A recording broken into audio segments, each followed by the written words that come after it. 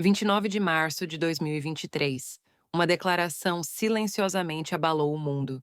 O Brasil e a China anunciaram que fariam negócios diretos, sem usar o dólar. À primeira vista, parecia apenas um acordo econômico simples, mas, na verdade, foi um evento histórico que rachou a ordem financeira internacional de 80 anos. Eu sou Pedro Alves. Trabalho há 15 anos no Ministério da Fazenda com finanças internacionais. Depois daquele dia, minha vida mudou completamente. Pude ver de perto como o mundo estava mudando. Era manhã de 15 de março. Estava tomando meu cafezinho e lendo o jornal, como sempre. Aí o celular tocou. Pedro, vem correndo para a sala de reunião. Chegou uma proposta inacreditável da China. A voz da Maria Silva, diretora de Finanças Internacionais, estava tensa. Saí correndo para o prédio do Ministério da Fazenda, em Brasília. Quando abri a porta da sala do 12º andar, senti na pele que a coisa estava séria. O vice-diretor do Banco Popular da China, Zhang Chun, e sua equipe estavam lá, com os papéis todos espalhados na mesa. Bom dia, Pedro. Zhang cumprimentou com educação. Viemos hoje com uma proposta muito importante. Ele começou a explicar bem devagar. Queremos criar um sistema onde Brasil e China negociem direto, real com yuan, sem passar pelo dólar. Fiquei de queixo caído. Sempre achei que negócio internacional tinha que ser em dólar, sabe? Como seria isso exatamente? Vamos fazer do Banco Industrial e Comercial da China o banco de compensação do yuan no Brasil. E os bancos centrais dos dois países fazem um acordo de troca de moedas. Para entender essa proposta, vocês precisam saber como estava a situação naquela época. Em 2022, o comércio entre Brasil e China passou de 150 bilhões de dólares. A China era nosso maior parceiro comercial, mas todos os negócios tinham que ser em dólar e isso custava caro. Imaginem, um produtor brasileiro quer vender soja para a China. Ele tem que trocar real por dólar, depois dólar por yuan. São duas trocas de moeda. Paga taxa nas duas vezes, ainda corre risco com a variação do câmbio. Sabem quanto dinheiro some só em taxa de câmbio todo ano? Zhang perguntou. Centenas de milhões de dólares. Se negociarmos direto, esse dinheiro fica com as empresas dos dois países. Fazia sentido, mas eu estava preocupado. E a reação dos americanos? Eles não vão gostar nada de furar o sistema do dólar. Sean respondeu com cuidado. Isso é cooperação financeira normal entre os dois países. Não tem problema nenhum. Depois daquela reunião, o ministério virou um formigueiro por uns dias. Cada setor começou a analisar se daria certo. Lucas Oliveira, chefe da equipe de análise econômica, fez o primeiro relatório. Só economizando taxa de câmbio já daria centenas de milhões de dólares por ano. Quem mais ganha são os exportadores de produtos rurais. O pessoal do jurídico ficou preocupado com outra coisa. Isso vai passar por fora do sistema SWIFT, né? Será que não vai dar problema internacional? SWIFT é a rede de transferências entre bancos do mundo todo. A maioria dos negócios internacionais passa por lá. Os americanos têm bastante influência no sistema. Carla Mendoza, chefe da equipe de cooperação externa, trouxe uma visão equilibrada. A União Europeia também está fazendo esforços parecidos para internacionalizar o euro. A gente não é o único tentando isso. Eu sugeri uma abordagem realista. Acho difícil mudar tudo de uma vez. Que tal começar com alguns produtos e depois ir expandindo? No final de março, finalmente aconteceu a reunião de ministros econômicos com o presidente Lula. O clima estava tenso. Lula falou primeiro. O Brasil quer relações iguais e que beneficiem os dois lados com todos os países. Se ajuda a gente e não fere a lei, vale a pena considerar. Fernando Haddad, ministro da Fazenda, explicou o lado econômico. A China é nosso maior parceiro comercial. Melhorar a eficiência dos negócios certamente ajudava a economia brasileira. Mas o Itamaraty foi mais cauteloso. Temos que pensar na nossa relação tradicional de amizade com os Estados Unidos, não é? O presidente do Banco Central falou do ponto de vista técnico. Se conseguirmos garantir a estabilidade do real através do acordo de troca de moedas, dá para fazer. A tensão na sala estava pesada, opiniões a favor e contra se equilibravam.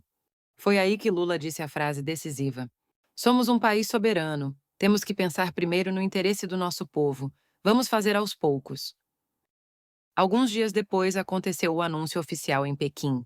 Jorge Viana, representante da Agência Brasileira de Promoção de Exportações e Investimentos, ficou na frente das câmeras. Brasil e China assinaram acordo para negociar direto em suas moedas nacionais, sem usar o dólar. A notícia se espalhou pelo mundo todo numa velocidade incrível. As reações foram bem diferentes. O Tesouro Americano logo soltou uma nota. Vamos analisar de perto os impactos na estabilidade do sistema monetário internacional. A União Europeia foi mais neutra. Acordos monetários bilaterais são atos soberanos legítimos pelo direito internacional, mas esperamos que contribuam para a estabilidade financeira global. A partir do segundo semestre de 2023, começaram os negócios de verdade. O primeiro grande negócio foi entre uma gigante de produtos rurais brasileira e uma empresa chinesa de grãos. Eu acompanhei o processo de pertinho. O resultado foi surpreendente. Antes era assim: real para dólar, depois dólar para yuan. Duas trocas de moeda. Agora é direto: real para yuan. A taxa de câmbio caiu 40% e o tempo de pagamento baixou de 3 dias para um dia. Conversei com o representante de uma exportadora de soja de São Paulo. O risco cambial diminuiu e também economizamos na taxa de câmbio, ajuda demais. Vamos aumentar os negócios com a China. O lado chinês também ficou satisfeito. Um importador disse assim: o processo de pagamento ficou mais simples, a eficiência aumentou muito. Mas a coisa não parou por aí, outros países começaram a se interessar também. A Argentina foi a mais rápida. No final de 2023, o Banco Central argentino anunciou: estamos considerando expandir o pagamento em yuan para resolver o problema de falta de reservas em dólar. Índia e Malásia também fizeram acordo de pagamento em rúpia. O Ministério das Relações Exteriores da Índia explicou assim: expandir o uso da moeda nacional é uma tendência mundial agora. A Rússia já fazia negócios com a China em moeda nacional desde 2010, mas a escala cresceu muito. Um terço do comércio bilateral Rússia-China acontece em rublo e yuan, segundo o que disseram. Em agosto de 2023, aconteceu a cúpula do BRICS em Joanesburgo, na África do Sul. Eu participei como técnico da área econômica. Lula disse no discurso principal: expandir o comércio em moeda nacional entre os países do BRICS é importante não só economicamente, mas também para fortalecer a soberania financeira. Xi Jinping, presidente da China, respondeu no mesmo tom: é importante respeitar a soberania monetária de cada país e, ao mesmo tempo, aumentar a eficiência do comércio internacional. Vladimir Putin, presidente da Rússia, participou por vídeo. Uma nova era de competição entre várias moedas está chegando. Decisões importantes foram tomadas naquele encontro. O novo Banco de Desenvolvimento do BRICS decidiu expandir empréstimos em moedas nacionais dos países membros. Também discutimos o desenvolvimento do sistema de pagamentos digitais BRICS Pay. Para expandir o comércio sem dólar, precisava de apoio tecnológico. O Sistema Internacional de Pagamentos em Yuan da China, o CIPS, teve papel fundamental. No final de 2023, 1.467 instituições financeiras de 111 países estavam conectadas. O Brasil também fortaleceu sua própria capacidade. O Banco Central Brasileiro considerou usar o PIX, Sistema de Pagamentos Instantâneos, também para negócios internacionais. Foi criada uma plataforma de financiamento comercial baseada em blockchain entre os dois países. Agora dá para fazer tudo junto: emitir carta de crédito, rastrear carga e pagar. No final de 2024, os resultados apareceram claramente. A proporção de pagamentos em moeda local no comércio Brasil-China chegou a 25%. Em 2022, era só 5%.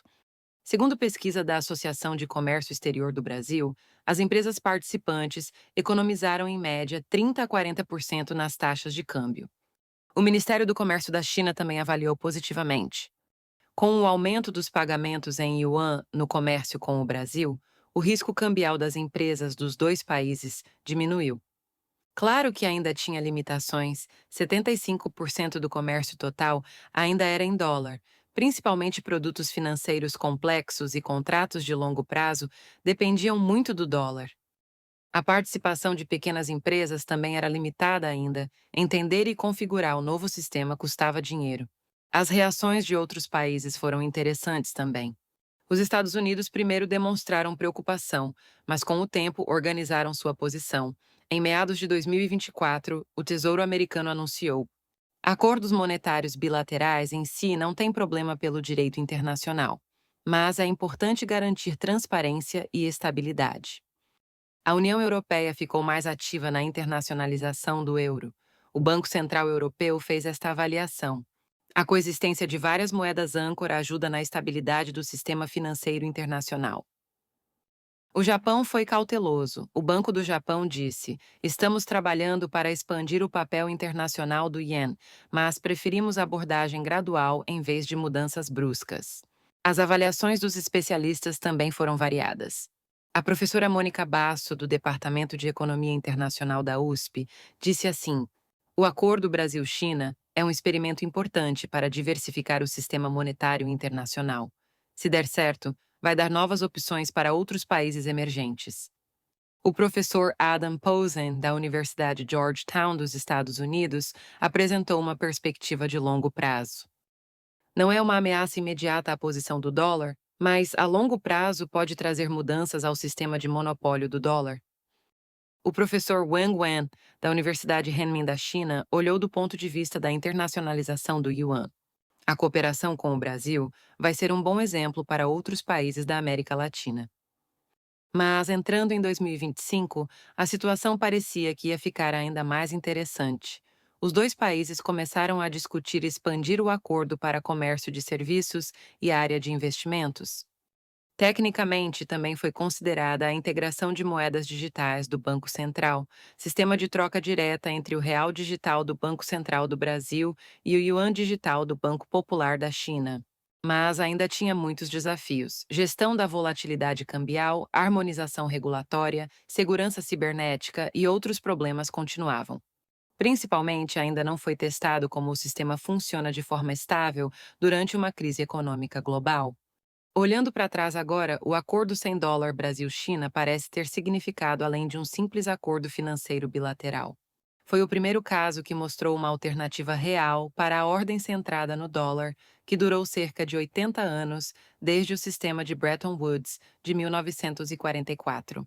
Apresentou métodos concretos para os países emergentes aumentarem sua autonomia econômica e fortalecerem a soberania financeira. Mostrou de forma realista a possibilidade de diversificação gradual do sistema monetário internacional. Acompanhando todo esse processo, pude experimentar diretamente como a ordem econômica internacional muda. Não foi uma decisão unilateral de grandes potências, mas um processo onde as necessidades econômicas de cada país se encontraram com o desenvolvimento tecnológico para criar um novo sistema. Daqui para frente, como essa mudança vai se desenvolver, vai depender das escolhas políticas de cada país e da cooperação internacional. O que Brasil e China mostraram não foi destruir o sistema existente, mas a possibilidade de desenvolvimento através da diversidade. Pode ser o ponto de virada de uma era de monopólio de uma moeda nacional para uma era de competição e cooperação entre várias moedas. Acho que este é o verdadeiro valor do primeiro passo significativo rumo a uma nova ordem monetária internacional. Continuo lembrando do que o presidente Lula disse naquela reunião. Somos um país soberano, temos que pensar primeiro no interesse do nosso povo.